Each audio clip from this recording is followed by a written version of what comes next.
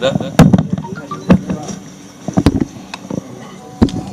Shalom. Assalamualaikum warahmatullahi wabarakatuh. Om Swastiastu, Namo Buddhaya, salam kebajikan. Selamat siang. Yang saya hormati Pak Dirkrim rekan-rekan penyidik, dan tentunya rekan-rekan pers yang hadir pada siang hari ini. Kami dari Polda Jabar akan menyampaikan update perkembangan penanganan kasus Vina Eki yang telah diputus oleh pengadilan terhadap 8 tersangka lainnya. Dan saat ini kita sama-sama menyaksikan bahwa di sebelah saya telah berhasil diungkap 1 tersangka lainnya. Untuk itu saya akan sampaikan rilis pada hari ini,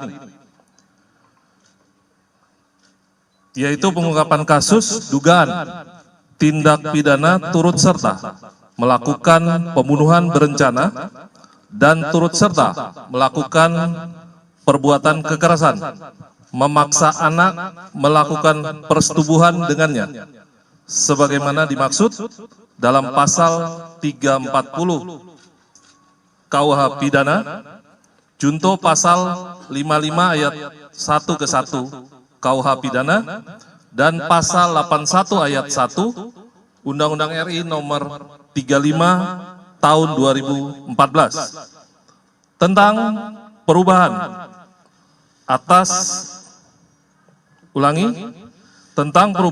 Undang-Undang RI nomor 23 tahun 2002 tentang perlindungan anak, junto pasal 55 ayat 1 ke 1 KUH Pidana. Dasarnya yaitu yang pertama, putusan Hadi Saputra dan kawan-kawan nomor 4/Pit.B/2017 PN Cirebon tanggal 19 Mei 2017. 2. Putusan Rivaldi Aditya Wardana dan kawan-kawan nomor 3/B/2017 PN Cirebon tanggal 19 Mei 2017. Ketiga, putusan Sakatata nomor 16/Pit.Sus/Datar Anak/2016/PN Cirebon tanggal 7 Oktober 2016.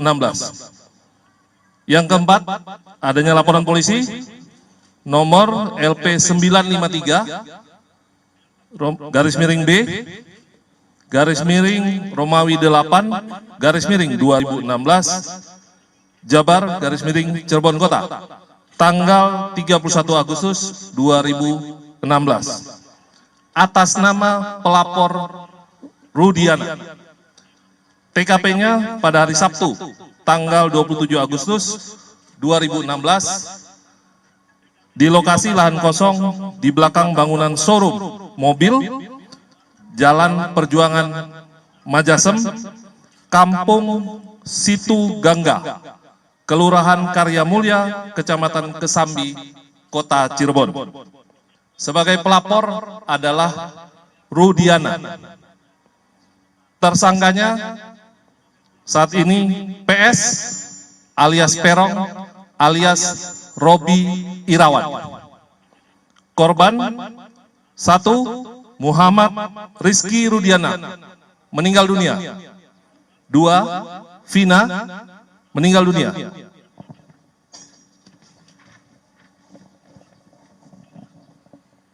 Peran tersangka PS alias Perong alias Robi Irawan berdasarkan putusan pengadilan nomor 4/Pit.B/2017/PN Cirebon tanggal 19 Mei 2017 atas nama terdakwa Hadi Saputra dan kawan-kawan, yaitu melempari korban Rizky dan Vina dengan menggunakan batu yang mengenai spakbor, lalu mengejarnya sampai di flyover. Kemudian memukul korban Rizky dan Vina dengan tangan kosong ke arah tubuh, lalu membonceng korban Rizky menuju lahan kosong di belakang bangunan showroom mobil seberang SMP Negeri 11 Cirebon bersama dengan Rivaldi. Selanjutnya memukul dan menyabetkan samurai pendek berbentuk pipa ke korban Rizky dan memukul korban Vina dengan menggunakan tangan kosong mengenai hidung sampai mengeluarkan darah di TKP, lalu mengangkat korban Vina ke dekat korban Rizky, yang selanjutnya membawa korban Vina ke flyover dan meninggalkannya. Peran Peggy, ulangi, peran PS alias Perong alias Robi Irawan berdasarkan keterangan dari saksi pada tanggal 20 Mei 2024, kemudian 22 Mei 2024 dan 25 Mei 2024, yaitu menyuruh dan mengejar korban Rizky dan korban Vina dengan menggunakan sepeda motor Honda Beat warna orange. Selanjutnya memukul korban Rizky dan korban Vina menggunakan balok kayu. Kemudian membonceng korban Rizky dan korban Vina menuju TKP bersama dengan saksi. Memukul korban Rizky menggunakan balok kayu, lalu memperkosa korban Vina dan membunuh korban Vina dengan cara dipukul menggunakan balok kayu. Kemudian membawa korban Rizky dan korban Vina menuju flyover. Peran PS alias Perong alias Robi Irawan berdasarkan keterangan saksi pada tanggal 22 Mei 2024 dan 24 Mei 2024. Saksi bekerja di sekitar TKP selama 5 tahun dan saksi mengenal wajah orang-orang yang biasa nongkrong di depan SMP Negeri 11 Cirebon, namun tidak tahu namanya.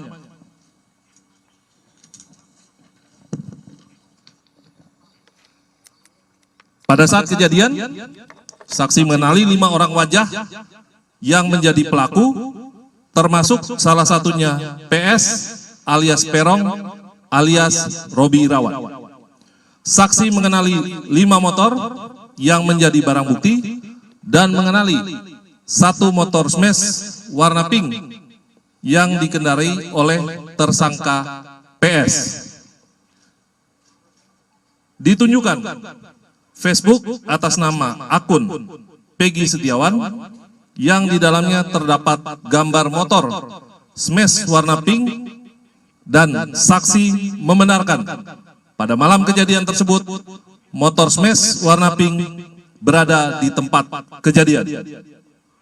Saksi melihat PS alias Perong alias Robi Irawan melempari dan mengejar kedua korban yang sedang mengendarai sepeda motor Yamaha Xeon warna hijau kuning. Peran PS alias Perong alias Robi Irawan berdasarkan keterangan dari saksi pada tanggal 22 Mei 2024. PS merupakan teman masa kecil saksi. PS mempunyai nama panggilan yaitu Perong. PS mempunyai motor smash warna pink. PS sering nongkrong di seberang SMP Negeri 11 Cirebon dan belakang MAN 2 Cirebon. Peran PS alias Peron alias Robi Irawan berdasarkan keterangan dari saksi pada tanggal 22 Mei 2024, yaitu Peggy sering nongkrong di seberang SMP Negeri 11 Cirebon. Peran PS alias Peron alias Robi Irawan berdasarkan keterangan saksi pada tanggal 22 Mei 2024, yaitu penyidik lama, artinya penyidik pada tahun 2016 pernah mendatangi rumah DPO, namun yang bersangkutan tidak ada di lokasi. Kemudian mengamankan motor smash warna pink dan memfoto DPO yang berada di dinding, yang kemudian foto tersebut diperlihatkan kepada saksi dan membenarkan bahwa foto tersebut merupakan foto PS. Upaya tersangka PS menghilangkan identitas. Yang pertama, sekitar bulan September 2016 sampai dengan tahun 2019 menyewa kamar kontrakan di Katapang, Kabupaten Bandung, dan mengaku bernama Robi Irawan.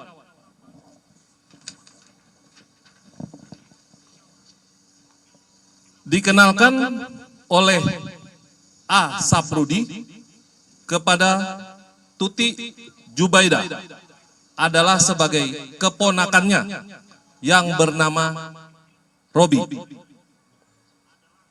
Asaprudin ini adalah ayah kandung dari PS. Memiliki 2 akun Facebook atas nama Peggy Setiawan dan Robi Irawan. Barang bukti. Selain barang bukti yang sudah ada di dalam putusan pengadilan, ditemukan barang bukti baru hasil penggeledahan di rumah orang tua tersangka PS alias Perong alias Robi Irawan, yaitu 2 lembar STNK kendaraan roda 2 dengan nomor polisi B3408 TFV dan B6247 PIK beserta 2 kunci kendaraan roda 2. 1 lembar asli surat kelahiran atas nama Peggy Setiawan. 2 buku rapot asli SD dan SMP atas nama Peggy Setiawan. 2 lembar ijazah asli SD dan SMP atas nama Peggy Setiawan. 2 lembar fotokopi kartu keluarga nomor 32040405090062. 1 lembar fotokopi biodata pendudukan atas nama Kartini. 2 lembar ijazah dan hasil ujian nasional SMP atas nama Peggy Setiawan. 1 lembar fotokopi surat keterangan pembuatan KTP atas nama Peggy Setiawan. 1 lembar surat pemberitahuan SMP atas nama Peggy Setiawan. 4 lembar foto Peggy. 1 lembar kartu Indonesia Pintar atas nama Peggy Setiawan. 1 lembar fotokopi KTP atas nama Luciana. 1 lembar fotokopi kartu ujian atas nama Peggy Setiawan. 2 buah dus box handphone Infinix dan Samsung Galaxy A05. Barang bukti dari PS alias Perong alias Robi Irawan yaitu 1 unit handphone merek Samsung warna hitam milik PS alias Peron alias Robi Irawan.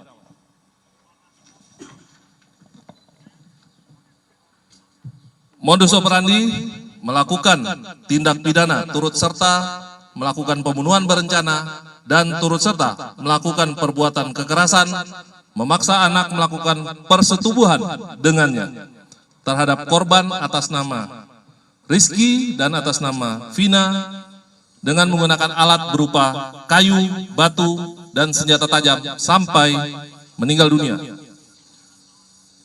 Undang-undang dan pasal yang dilanggar, pasal 340 KUH Pidana, junto pasal 55 ayat 1 ke 1 KUH Pidana, dan pasal 81 ayat 1 Undang-Undang RI nomor 35 tahun 2014 tentang perubahan atas Undang-Undang RI nomor 23 tahun 2002 tentang perlindungan anak, junto pasal 55 ayat 1 ke 1 KUH Pidana dengan ancaman pidana mati, seumur hidup, dan paling lama 20 tahun.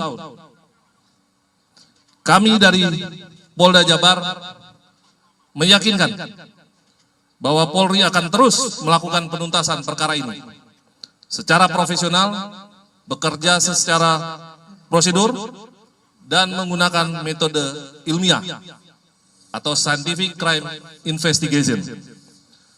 Apabila masyarakat mendapat informasi terkait masih adanya tersangka lain dalam perkara pembunuhan Vina Eki atau Vina Rizky, dapat menginformasikan kepada penyidik di Treskrimum Polda Jabar dengan disertai bukti-bukti.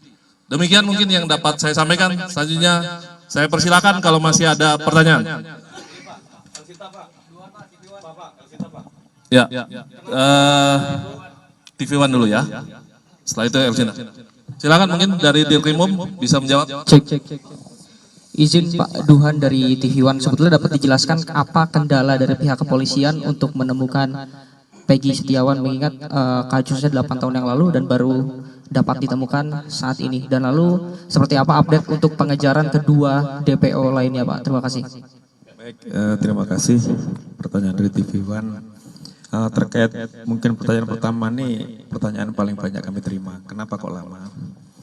Yang pertama bahwa pasca kejadian PS ini kemudian meninggalkan kampung halamannya, dia pergi ke Katapang sebagaimana tadi dijelaskan oleh Pak Kabid Humas. Di sana dia tinggal satu kos bersama ayah kandung dan ibu tirinya. Namun PS tidak mengenalkan diri sebagai anak kandung daripada ayahnya.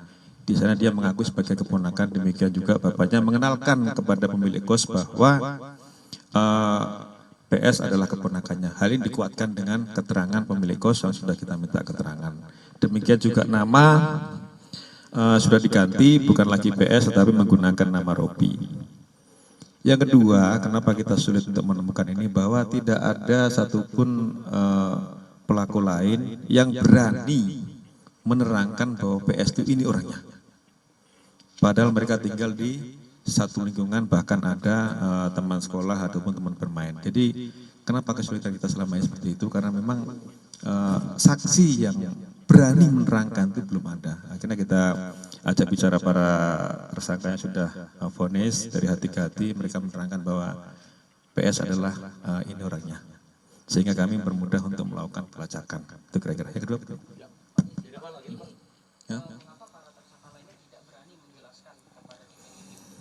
Ya, itu mungkin ada alasan lain dari para tersangka ya. Apakah memang dia melindungi ataupun PS ini sejauh mana sepak terjangnya di kalangan mereka, ada yang bilang takut dan sebagainya. Jadi ketakutan dari mereka saja, tidak berani menerangkan PS ini orangnya. Sehingga itu mempersulit kita untuk melakukan pelacakan. Dan menurut keterangan dari kepala lingkungan atau RT di tempat tinggal di mana PS berada juga, manakala PS ini pulang ke rumah juga sering menggunakan masker sehingga berusaha mengelabui lingkungan. Dia kemarin pergi dari Cirebon sekitar tanggal 15-an ke Bandung, menggunakan masker juga sama menurut keterangan dari kepala lingkungan yang ada di Cirebon. Yang kedua apa tadi? Ya, Elsinta dulu. Nanti coba Elsinta. Elsinta. Saya dari Elsinta. Waktu penyidikan di awal, waktu proses persidangan terus penyidikan, kenapa para tersangka ini ataupun terduga ini mencabut keterangannya? Itu yang satu. Ya. Kedua, Satu dulu ya, jawab dulu ya. Oke. Kenapa para tersangka ini mencabut keterangannya? Ini memang ada instruksi dari kuasa hukum. Jadi semua tersangka diperintahkan untuk mencabut keterangan. Bahkan di persidangan terungkap bahwasannya kuasa hukum mendatangi salah satu saksi, ini terungkap di persidangan, untuk mengarang cerita terkait dengan alibi para tersangka pada saat itu. Jadi tersangka ini diminta untuk mengarang cerita bahwasannya mereka ini pada saat kejadian itu tidur di rumah Pak RT. Dan itu sempat Pak RT terangkan, namun pada akhirnya dia cabut sendiri. Bahwasanya para tersangka pada saat kejadian itu mereka tidak tidur di rumah Pak RT, melainkan besok malamnya setelah kejadian malam Minggu, jadi malam Senin, kemudian mereka itu tidur di rumah Pak RT, itu benar. Jadi Pak RT waktu itu sempat mengaku bahwa mereka tidur, akhirnya dicabut pada saat sidang, dan itu menurut keterangan dari para saksi itu adalah permintaan dari kuasa hukum tersangka dan keluarganya. berarti nyambung ya ketika waktu penyidikan termasuk waktu fakta persidangan bahwa ke-8 tersangka ini melakukan penganiayaan terhadap petugas. Terkait penganiayaan, ini rekan-rekan sekalian, pada saat itu memang ramai di Facebook bahwasanya mereka disiksa. Tetapi pada saat pemeriksaan muncul bahwa itu juga dilakukan oleh sesama tahanan. Dan kemudian pada saat itu telah dilakukan proses terhadap anggota yang jaga tahanan maupun penyidik, itu 15 orang sudah diproses terkait dengan kelalaian mereka dalam menjaga tahanan. Jadi ada upaya dari tahanan lain, mereka disiksa juga sampai penggep-penggep itu yang mana waktu itu muncul di Facebook kemudian rame, itulah yang kemudian menjadikan kasus ini tarik ke Polda Jabar. Jadi sesama tahanan mereka saling pukul sehingga mereka lebam-lebam, dan terhadap anggota 15 orang sudah dikenakan tindakan disiplin. Ya. Bahkan di rutan juga salah satu tersangka mereka dipukulin sama mereka sendiri. Ini yang terungkap. Ya, silakan. Ya, silakan.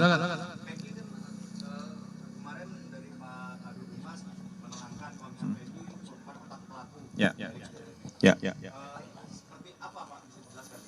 Jadi memang PS ini merupakan otak pelaku. Jadi ketika mereka kumpul-kumpul sesama geng motor, karena mereka dibilang monreker, mereka manakala ada kelompok ekstasi yang lewat di jalan itu, mereka sering lempari dengan batu. Itu yang terjadi.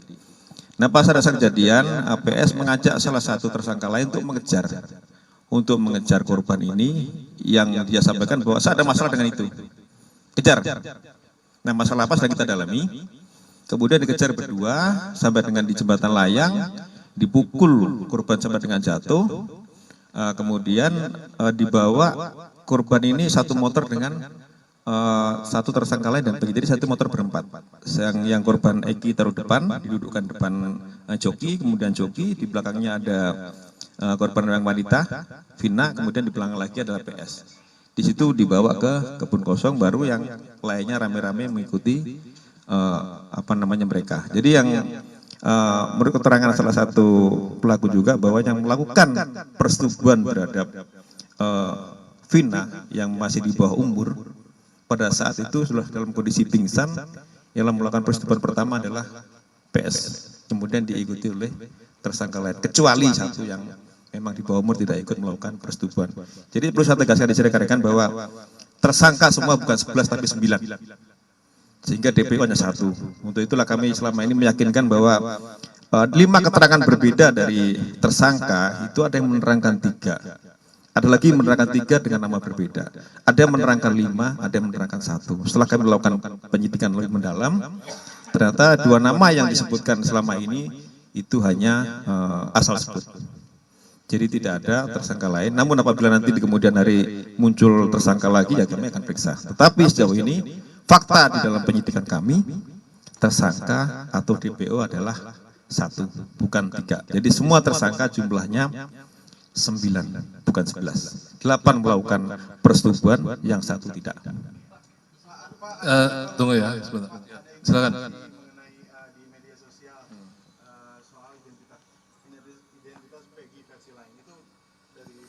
Ya, bahwa kita yakinkan PS adalah ini.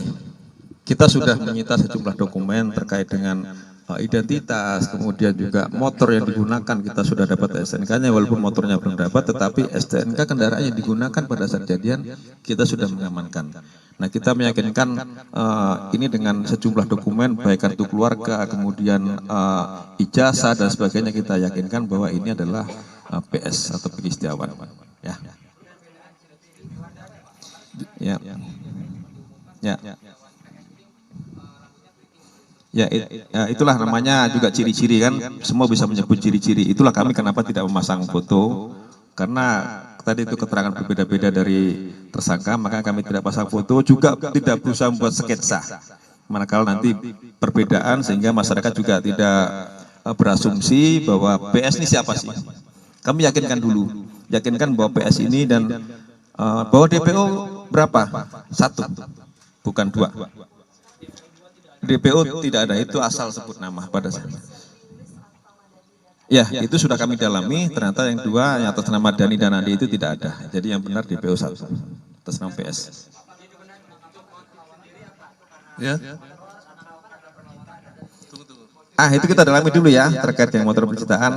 Nanti kita mau dalami saksi yang lain. Nah, sabar terkait hal itu. Tetapi pada saat PS menyampaikan kepada salah satu tersangka yang sekarang sudah menjadi narapidana, yang lain ikut melempar, tapi pada saat pengejaran hanya berdua. PS menyampaikan saya ada masalah dengan orang ini. Nah, tolong rekan-rekan ya, supaya tertib, tolong kita bergantian ya, karena mungkin masih banyak ini. Barangkali ada yang sebelum bertanya menyebutkan dulu dari media mana, sehingga kita kasih kesempatan untuk bergantian. Karena setelah acara rilis ini tidak ada lagi nanti doorstop ya. Tidak ada doorstop, jadi kami minta rekan-rekan manfaatkan kesempatan ini untuk bertanya. Tapi tolong disebutkan medianya, sehingga kita akan beri kesempatan secara bergantian. Silakan dari belakang dulu. Ya, ya. Ya.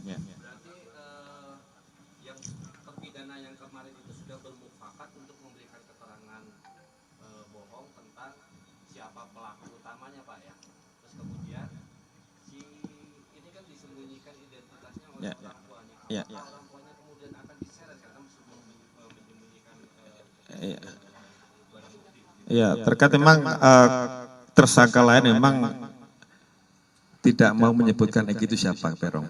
Nah, baru kemudian Egi yang di hadapan rekan-rekan sekalian ya.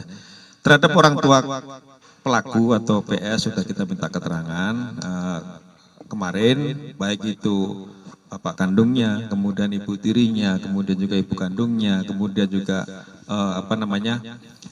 pemilik kos di Ketapang, kemudian kepala lingkungan yang ada di Cirebon sudah kita minta keterangan semua. Terkait apakah nanti bisa kita pidanakan tidak, sementara masih kita lakukan analisa dulu terkait dengan keterangannya diberikan oleh orang tuanya. Nanti silakan rekan-rekan juga, di situ ada pasal 221 ayat 1 maupun 2, silakan nanti kalian rekan-rekan pelajari ya. KUHP. Ya, terjawab ya, silakan. Ya. Dari mana?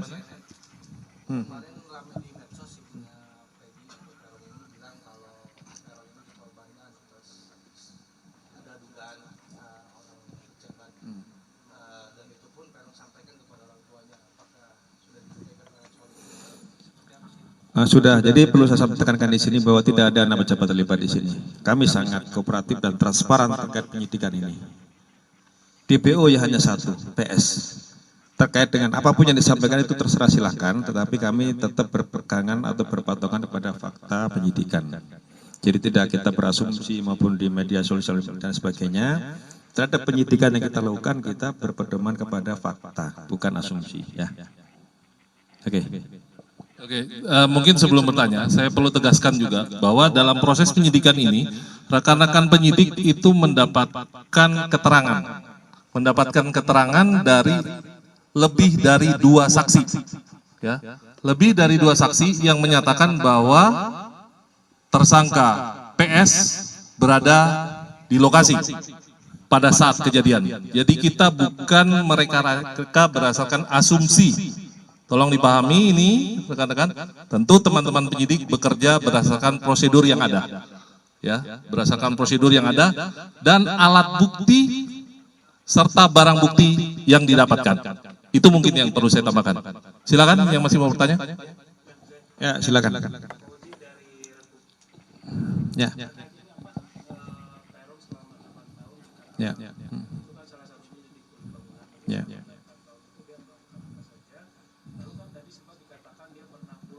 Ya, Cirebon, ya.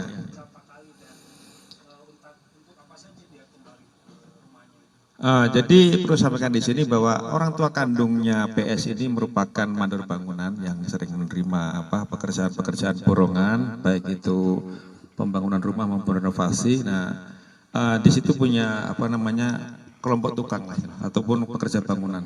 Nah, PS ini termasuk salah satu di antara pekerja bangunan yang ikut juga bapaknya manakala mungkin ada proyek bangunan. Dan perlu keterangan juga dari teman-temannya di sana bahwa PS memang sering keluar kampung, dalam artian dia bekerja sebagai tukang bangunan, dia memang jarang pulang ke rumah. Selama pelariannya dia pernah tahun 2019 kembali ke Cirebon, kemudian balik lagi bekerja, kemudian balik ke Cirebon lagi, begitu terus. Karena memang dia sering mencari pekerjaan di luar kampung halamannya sebagai pegawai buruh bangunan. Kira-kira. Ya. Masih ada? Sana dulu mungkin belakang, silakan. PS ini mengakui sangkaan itu kepada penyidik atau tidak? Terus yang kedua, untuk status DPO berarti sudah tidak ada lagi DPO. Ya, terhadap PS kami tidak mengejar apa itu pengakuan apakah yang bersangkutan itu pelaku tidak. Yang jelas saksi-saksi sudah kita dapatkan semua terkait keterlibatan PS sebagai otak daripada peristiwa ini. Jadi kita tidak memperhatikan lagi terhadap keterangan PS. Yang penting kita sudah mengumpulkan saksi-saksi kunci dan keterangannya sudah kita minta dari para saksi. Itu kira-kira. Tidak ada lagi DPO. Jadi DPO sudah kita tangkap hanya satu orang. Akankah nanti penyebar hoax ini? Tunggu ya. Sabar. Silakan yang di depan. Dari mana? Kompas. Oke, silakan.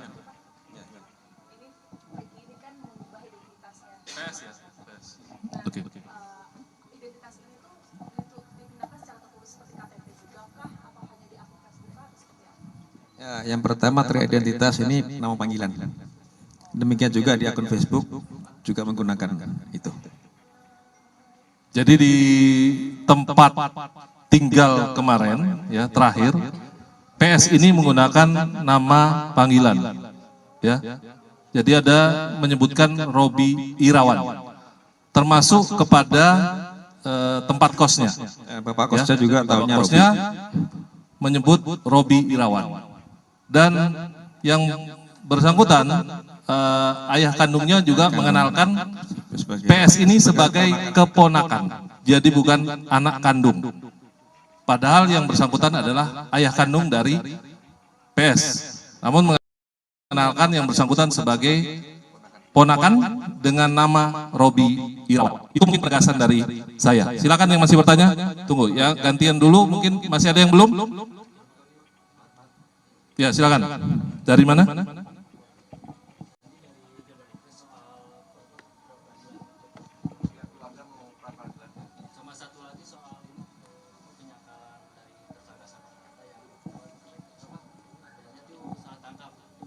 Oke, silakan Ya, Pak Dir. terkait pra-peradilan kami belum menerima pemberitahuan surat terkait pra-peradilan. Namun manakala akan ada pra-peradilan itu adalah hak daripada tersangka. Dipersilakan saja untuk melakukan pra-peradilan, nanti kami akan hadapi pra-peradilan itu. Kemudian yang terkait salah tangkap semua sudah diuji di pengadilan. Jadi apapun keterangan yang dulu sudah pernah disampaikan oleh para pelaku, ini sudah diuji oleh pengadilan. Bahkan sampai ke tingkat kasasi. Ya itu sudah vonis, jadi saya kira itu tidak perlu dipersoalkan lagi ya. Tidak ada salah tangkap. Dan berarti orang tua Peggy ini sengaja menyembunyikan Peggy di kata dia selama 8 tahun itu dengan dia menyebut bahwa dia adalah keponakannya, berarti ikut terlibat menyembunyikan. Ya, saya kira itu salah satu upaya dari pihak keluarga mungkin untuk menyembunyikan keberadaan daripada PS ini. Dengan mengelabuhi lingkungan bahwa nama PS bukan lagi PS tetapi Robi, panggilannya Robi. Itu dikuatkan dengan keterangan dari pemilik kos juga ya. Masih ada? TV One lagi. Ya, silakan.